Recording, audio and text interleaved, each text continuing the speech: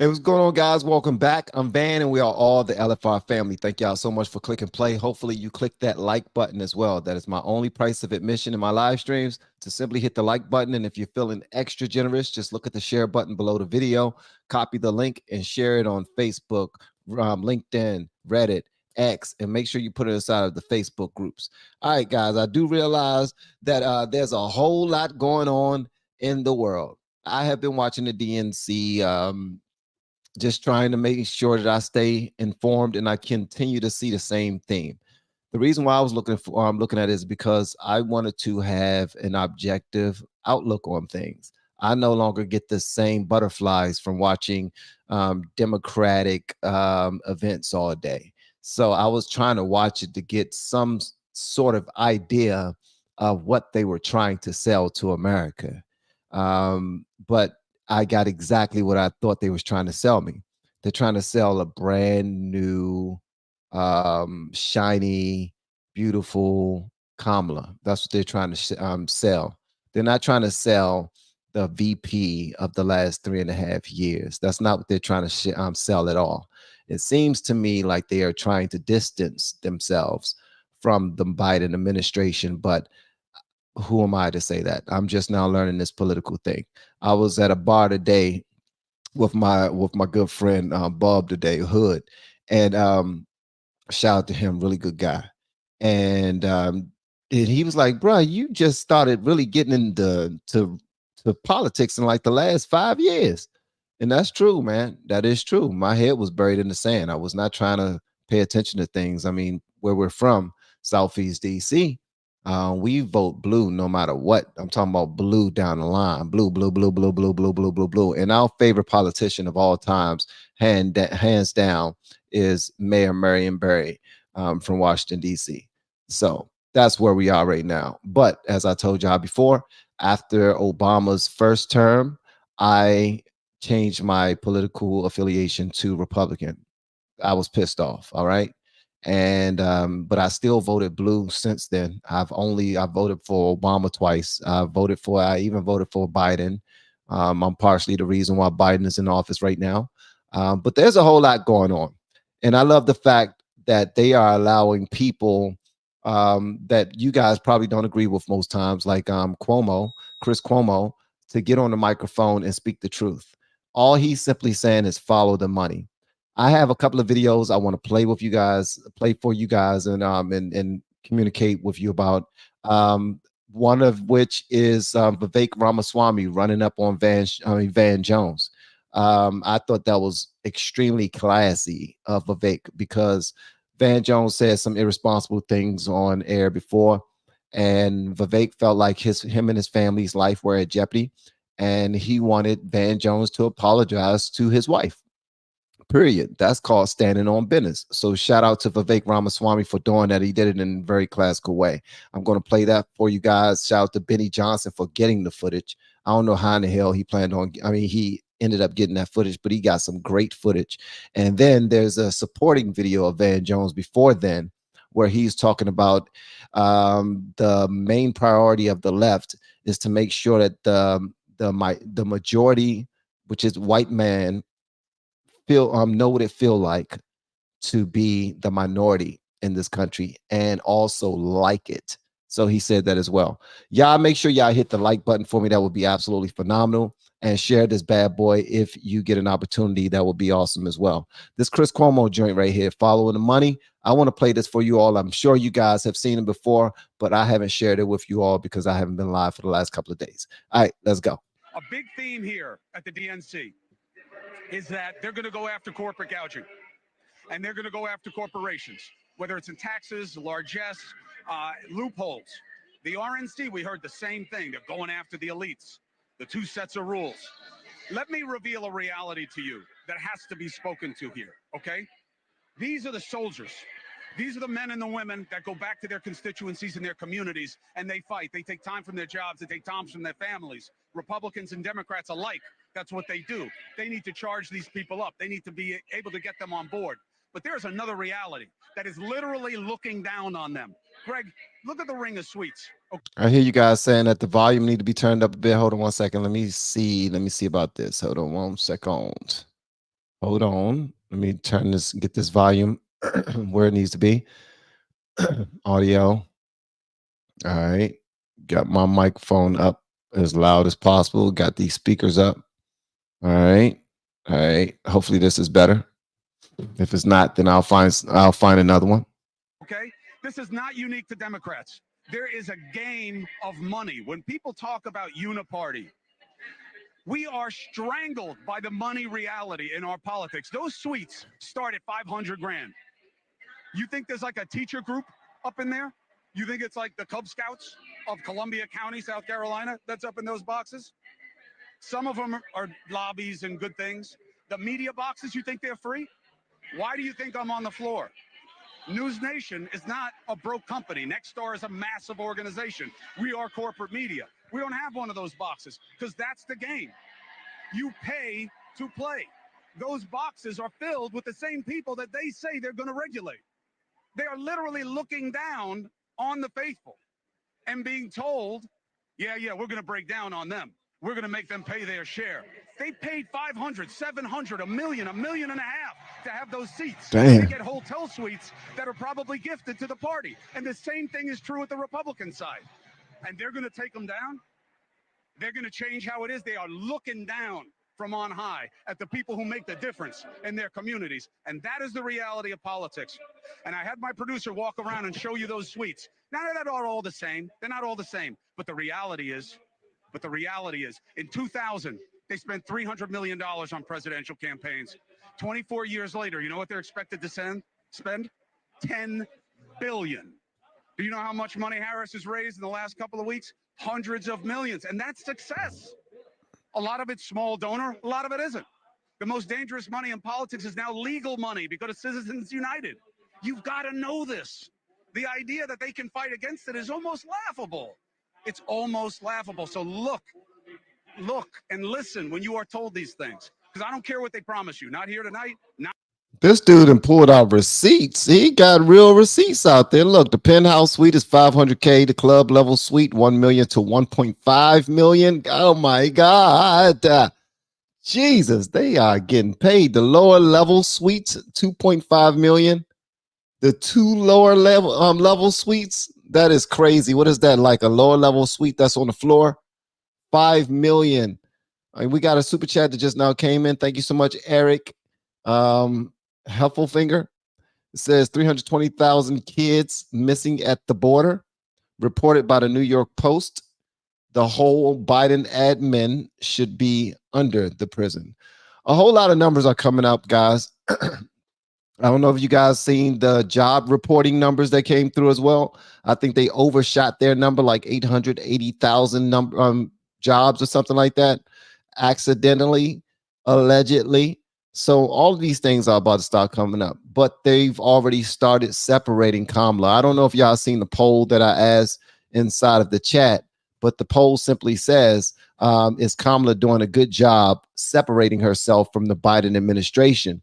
90% of you said no, she's not doing a good job, which is good. I hope she does not separate herself from the Biden administration, because that's what they're trying to do, so that she not have to run off of Biden's record. Now, if you watch the DNC, which I've watched a bunch of it, they act as if this is the best presidency that they've seen in a very long time. Now, you call it delusional. I call it that's just them being team players. That's what they're supposed to talk about. They're not supposed to talk about the real things in front of the public, but it's disingenuous, because when they got Kamala on the stage during her stump speeches, all of her great successes that she's talking about are coming from when she was a lawyer. That's her great successes that they're talking about. How her mom was so strong and her dad was so strong, and how she was taken up for bullies and as a child, and she worked at McDonald's. So she she worked at McDonald's as she attended Howard University. You know, the middle class. She worked for McDonald's. She was broke just like the rest of y'all, because she worked at McDonald's when she went to college at Howard University. That just so happens to be one of the most expensive HBCUs, historically black colleges, there is in this country. So, but she was middle class. But all of the accomplishments they're talking about, none of them had to do when she was VP or the Biden administration. They're not. So take that as you will. I just wonder why they're not running off of real things. They keep on calling Trump a liar. They keep on saying he lies about everything. But then I sit there and watch him and I try to give them a fair shake. And if you're a Democrat, I want you guys to stay here. I want you to listen to what I'm saying. I try to give them a fair shake by watching the DNC because a great majority of my family and friends, they are Democrats. They're diehard Democrats. And with the black lady running, they are head over heels and they don't even have to know anything. But what I'm about to play is another video of Kamala supporters who are being stopped on the street by James Klug, and he's asking them, who are you voting for? And they're all super excited. I'm voting for Kamala. I'm voting for Kamala. And he asked them this one question: can you name one of her accomplishments? This right here, it blew my mind. Let me show this to y'all right here. I gotta show this to you all because these are the silly things that are happening, man. And you know, I think it's idiotic for anyone to just vote for somebody haphazardly. Here it is right here. All right, watch this. Just listen to these people, man. Just listen to these people. 100%. Let me back this up a little bit. All right, here we go. Don't forget, guys, like this video for me. That'd be awesome. I want to know, are you excited about Kamala Harris running for president? Yeah, I am. 100%. I am excited. It's amazing. Yeah. What was your favorite accomplishment of hers as VP of the United States? Honestly, I can't answer that question. Honestly, I can't answer that question. Honestly, I can't name one thing she did right, baby. I can't do that. All I know is that she is on the right side. She's on the Democrat. She's a blue. And Obama was a Democrat. Who else was a Democrat? Al Sharpton. Al Sharpton was a Democrat. Dr. King. Dr. King was a Democrat. So if she a Democrat, she must be doing something good. She must be doing something good, baby. You know, honestly, that's a good question. I can't really say specifically. Why not? 3.5 years in, you answer very quickly that you are voting for her and that you believe that she's the best choice for this country, right? And she's a black woman running for president. Yay. Then you're asked, okay, could you name one of her accomplishments as vice president for the last 3.5 years? I can't name one specifically. I mean, I do know. Could you name one from the administration period and just attach her onto it just because she's gang? She's a part of the crew that did it. Could you do that? The answer is nah, bruh. A lot of these people, they don't know why they're voting for her. They're just voting for her simply because of her hue, her amount of melanin in her skinning. I can't, you know, I'm humbled here. My man said, I'm humbled here. They asked, is it him or his wife? Couldn't think of nothing, man. They look like boom, boom, boom, boom. Like they need to call a friend, bro. Look at their faces. I can't, you know. Both of them looking down. Neither one of them could name anything. That Kamala did that was impressive at all. Hey, we got another super chat that just now came in, man. What's going on, Jeff? It says they will support a broken vacuum cleaner as long as it supports abortion. Oh my gracious. Oh my gracious. That's the only real qualification. Yep. They just want to kill, unalive some.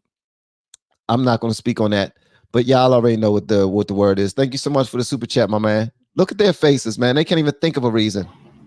I'm humbled here. I can't think of anything, specifically. Of course you can't. Of course. He said he's going to vote for it now. She says she's going to vote for it. Let's see. I don't know. Sorry. Of course you don't. I don't know. I haven't really been following politics. If you haven't really been following politics, then why don't you answer the question of who you're going to vote for? Clearly, you don't know anything about the person that you're voting for. And I don't fault her for it because that has actually been probably my entire life, not knowing exactly who I'm going to vote for. So, I mean, so I get it. When James Klug pull up on these people and say, yo, Are you voting for Kamala or are you voting for Trump? And they say, I'm voting for Kamala. And you say, can you name one good thing that they have done, that Kamala has done, that make you want to vote for her? And you're like, you got me there. I didn't expect for there to be a pop quiz today. Could you give me a clue? Give me one clue, please. Just one clue, please. Please. All right. So yeah, that's idiotic. Sorry about the video that's playing in the background, man. That's people on Instagram and TikTok. Their spirit is a little mean sometimes. Their spirit is just a little mean. Okay. All right. So as I told y'all before, Benny Johnson got Vivek Ramaswamy on. Where is it? Where is it? Is this the one? Oh, yes, this is the one. He got Vivek Ramaswamy pulling up on Van Jones. But I want to show y'all this video first of Van Jones speaking, where he's talking about the majority. He want the left want the majority to become the minority, and not only become the minority, but like it. When you become the minority, you need to enjoy it. You need to really bask in the glow of being the minority. Okay, listen to Van Jones tell me this, and y'all let me know if this how you really feel about this. I want brutal honesty inside of the chat. Nothing but brutal honesty, please. Don't sugarcoat a thing. All right, here we go.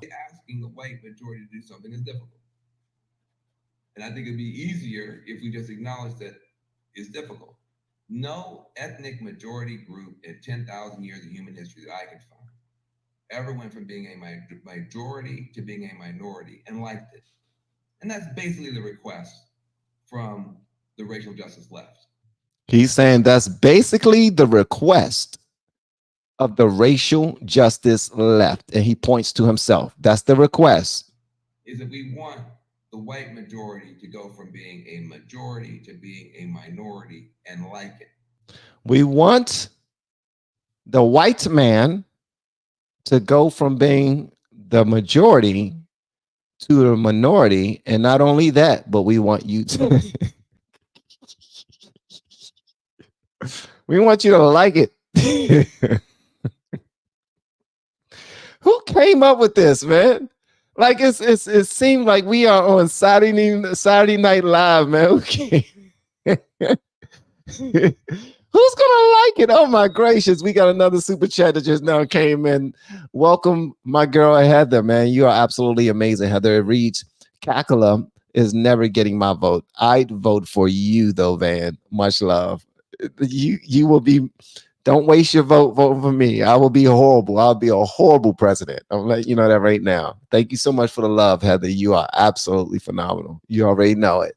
We absolutely adore you on this channel. Thank you so much, Heather. But y'all heard what he said, right? So he wants the white man to become the minority, and he wants them to like it. This is nuts. Oh, okay, I'm gonna play it again, and I'm not even gonna stop it. I just need y'all to hear this. Asking the white majority to do something is difficult, and I think it'd be easier if we just acknowledge that it's difficult. No ethnic majority group in 10,000 years of human history that I can find ever went from being a majority to being a minority and liked it. And that's basically the request from the racial justice left, is that we want the white majority to go from being a majority to being a minority and like it. That's a tough request. And the reality is that change is hard. Change that you want is hard. Change that is good is hard. Asking the white majority to do something is difficult. All right, white people. So we need y'all to like it. We need y'all to get on the bottom, and we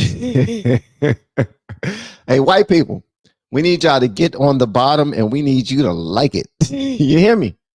You ready? It's your turn. I've been saying this for a long time, bro. That's the spirit. That is the spirit that the liberals operate off of. They operate off of white people. It's your turn for us to take advantage of you. You need to be the slaves now. Okay, you ready? All right, it's your turn. My thing is this: I do not mind reparations as long as it's only paid for by Democrats.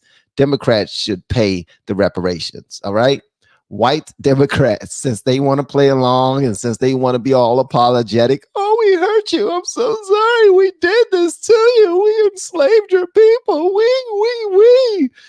Okay. Y'all want to accept in this whole thing? Feel free. You know what I mean? White guilt. Yes. That's what they're doing. They're taking advantage of white guilt and they are falling into it. Y'all are falling in the trap. And if you vote for this mess, you deserve every bit you get, man. You deserve every bit you get. All right. So Vivek Ramaswamy, he's seen your boy Van Jones. So he pulled up on him. And this is what happened, man. He didn't appreciate him saying anything on his show that brought smoke his way toward him and his family. Thank you so much for the super chat, Sharon. I appreciate that. I really appreciate it. All right, let's play this joint, y'all. Let me know whatever y'all want me to know in the comments. Don't forget, hit the like button for me. Yeah. Yeah.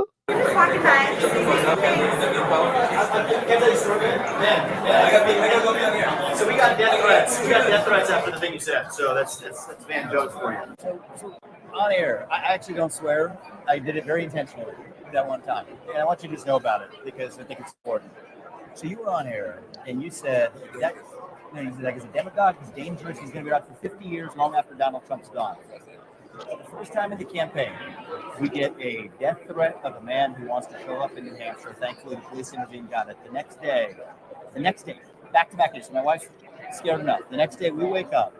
It's 3 a.m. We get a call from him. He's my security guard saying, thank God you picked up because we just got a call that somebody showed up at your house and has 4 dead bodies. Somebody showed up to your house and has 4 dead bodies. I remember Van Jones was saying little stupid stuff. He was thinking that there was going to be a Trump Vivek Ramaswamy ticket, and he was scared. He was looking at how sharp this young man was. JD Vance, no knock at you. You're doing a great job, JD Vance. I think you might not be. I'm still checking into you, brother. I don't trust you all like that. You just popped out from anywhere. You know what I mean? But when Vivek was one of the names that could potentially run alongside Trump, Van Jones was on his show being super dramatic, talking about even after Trump leaves, Vivek is going to be the demagogue that's going to be running things for another 50 years for Trump, right? And this is what happened. These daggone people take their word for it and just do stupid stuff, man. Show up at their house with, how do you show up at somebody's house with dead? Don't even answer that question. Okay. Police intervened, got it. The next day, back-to-back days. My wife's scared enough. The next day we wake up. It's 3 a.m. We get a call from him. He's my security guard saying, thank God you picked up because we just got a call that somebody showed up at your house and has 4 dead bodies. So that's within 48 hours. And I'm not going to attribute that to your comment because whatever it is. But for our family, you know what? Publicly, I didn't do it. But for our family, yeah, it pissed us the heck off, actually. And so the reality is, I don't try to engage in rhetoric that gets other people in danger of bodily harm. But I do think that if somebody's going to, even if you didn't intend to provoke that kind of ire on my family, yeah, in that week it landed with me. Now, at the same time, am I going to test? Do I want to set a good example for people in this country of what discourse looks like? I do. And in the heat of a presidential campaign, and I've been open about it since I left the campaign as well. My competitive spirits, sometimes stop us from being able to have the level of discourse we want. Hey, this is the moment in the conversation where Van Jones realized that everybody's paying attention to what they're doing. He also realized that it looks like he's being punked in front of everyone. So he says, yo, okay, listen, all right, let's go ahead and stop this. Okay, all right. So this is what's going to happen. All right, okay, they're watching us right now. Okay, shh. Okay, I hear you, brother.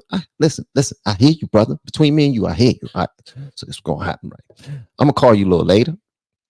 All right, pick up, you pick up. We talk about it one-on-one, boom, boom, boom.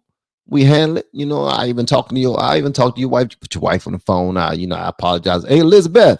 My bad, Elizabeth. I didn't know that was going to happen to you, baby. You know me, Van Jones. I get a little dramatic, baby. Yeah, I get a little dramatic.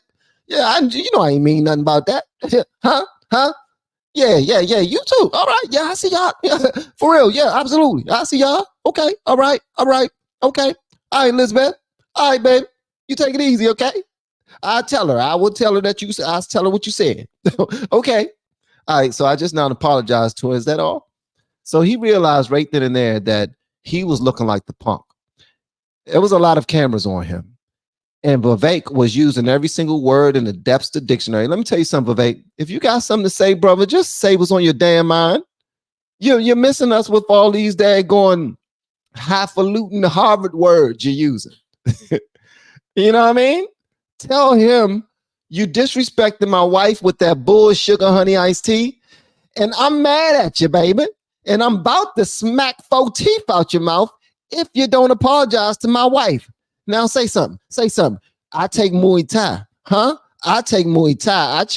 I jog 5 miles in the sand, dry sand, every single morning. Try me if you want. My glutes are immaculate. I will squeeze one of your ears off.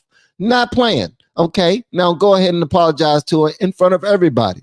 But Van Jones, he a black man. He like, look. Okay, I see you trying to play me like this, and I ain't gonna smack you in front of everybody because I know that if I slap you in front of everybody, there's a likelihood I'm gonna go to jail because I'm the black man, and you're also a colored man, but you're an immigrant looking man. Okay, thank you so much for the super chat, Nana Peggy. It reads, my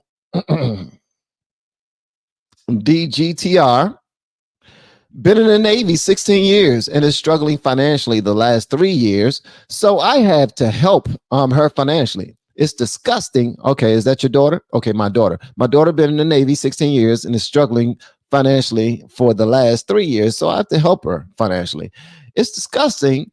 They can take care of the illegals, and my daughter serving this country is living in poverty class. I agree with you 1000%. And I'm thankful and I'm grateful that you're in a position to be able to help your daughter out. That's our jobs, to be able to give our children a soft landing spot so that when they go out there in the real world and they try to do things on their own, and if they fail or if they run across certain barriers and whatnot, that we be there to look out for them. But that's the problem right there. That's the reason why Van Jones got a problem with your white people, because according to Van Jones, black man, we got 400 years behind you all. When we start the race, we got barriers on our backs. We got chains on our arms and our legs. Huh? We can't say anything and we can't read. You still won't let us read the Bible. Huh? Huh? So that's what Van Jones talking about. All right, so let's listen to the rest of this because it gets. Van Jones is about to tell him, look, I'm about to give you a call, brother. Get out of my face. All right, it's getting a little heated. They looking at me. He gonna try to block the camera and everything. Watch this. My competitive spirits, sometimes stop us from being able to have the level of discourse we want. And I think you were wrongfully pushed out of the White House for your comments around 9/11. Way back when as well. They were misconstrued. Exactly. So what I will tell you is this. Yep. So I just wanted you to know that backdrop. That's my personal song. Don't give it to anybody else. I will call you in a couple of days and I'll apologize to you. Okay. Well, we don't need to do any of this. You hear that? You hear that? That's what I'm talking about. He said, I will call you in a couple of days and I will apologize to your wife. You daggone right you will. Huh? Y'all heard that? I'm the man around here. I was about to go upside your head. I might not know karate, but I know crazy. And Van Jones was about to get every single toe in my shoe placed into his back pocket. Yes, he was. Yes, he was. Yeah. We got another super chat that just now came in. OMG. Good Lord. Good Lord. Heather, stop it. No more. No more. All right.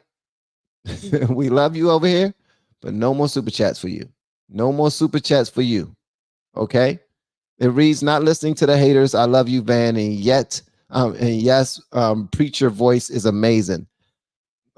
I appreciate you, Heather. No more. All right. You already know what it is. I know you do what you want to do, but no more, please. There's a bunch of other content creators out here who definitely need your help when it comes to your donations and whatnot and your heart. So I really do appreciate it. Don't get it twisted. I do love me $1 or $2. All right.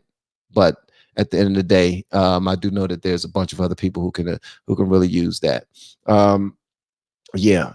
Thank y'all so much for pulling up, man. That's hopefully I wasn't talking too much. I get a little over top when I'm doing my talking, but I got something special for you all.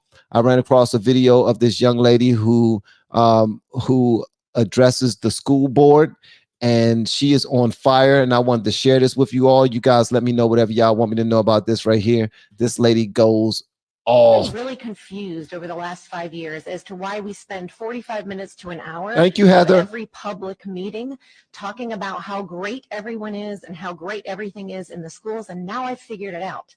I figured it out because all these people came here to defend you all from hurtful words. This is obnoxious. Let me just say, there is one goal for the educational system. It should be to prepare children to enter careers, to be productive members of society. It is not a counseling session. It is not a self-help area. It is not somewhere to find yourself. And we should not be led by the children, for goodness sake. The children are called dependents for a reason. They depend on us who have fully developed brains. You cannot feel your way through life. The issues that we are talking about, we are bringing you statistics. We are talking about scholastics. We are talking about funding. We are talking about busing. We are talking about trying to figure out how to make our children be as successful as possible. And I am sure that that is your goal. And what we have been called tonight is what they're claiming that we're saying to children. We're having an adult conversation. There are not children in this room. We aren't going into the schools and calling them names. They call us Marxists and hateful and bigots and everything else under the sun. Well, let me tell you, less than 5% of the entire population of North Carolina identifies as LGBTQ. You guys all claim you want democracy. Well, you know what democracy is? It's the majority plus one.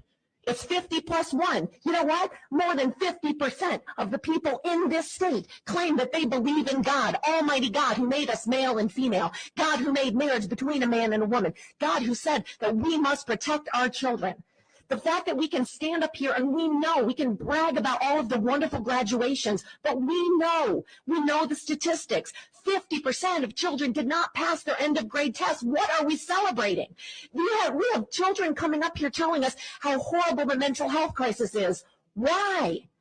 Most of us went to public school, and all of our peers are not in mental health crises. We have to ask ourselves, what are we doing to our children? I'm going to say we are discussing things with them that they are not emotionally, intellectually, and morally able to handle. That is what is causing the anxiety. That is what is causing the depression. That is what is causing the confusion. We need our children to be able to be children, to be able to be innocent, to be able to enjoy childhood and not know all of the drama and all of the difficulties in adult life. That is what we want. We want our children to be able to read and write and to think for themselves. And we demand that the children who fear God are protected in your schools. I love that. I love that. She got up there and spoke nothing but facts. Nothing but facts. If anything, we need to make sure we take care of our children. Make sure that they're not being taken advantage of by any community. I don't care if it's the straight community that want to take advantage of them or the LGBTQAI plus community that wants to take advantage of them. We need to make sure we take care of our kids. Guys, if you have not taken a moment today to steal away 5 minutes just to give God praise, glory, and honor just for waking you and your family up, then please do so. The next time you talk to God, you have a talk to God about life and what's going on in this world, please do me a favor. Spend 95% of that time only thanking God for grace and mercy. Thank God for all of the things in your life. Thank God for waking you up this morning. Thank God for getting you through the day. Thank God for your family members and friends and anyone else that you care about breathing on today. Thank God that during your commute past any hospitals or past any accidents, you were not involved in anything and you were able to escape another moment without any hurt, harm, or danger. Please make sure that you give God praise for the little things, the roof over top of your head, the water running through your pipes, the electricity in your house, the blood running warm through your veins. I mean, thank God for you being able to see and move and feel and eat and drive and walk and talk and have relationships. Thank God that you have another day to get it right. All right. Because none of us are perfect.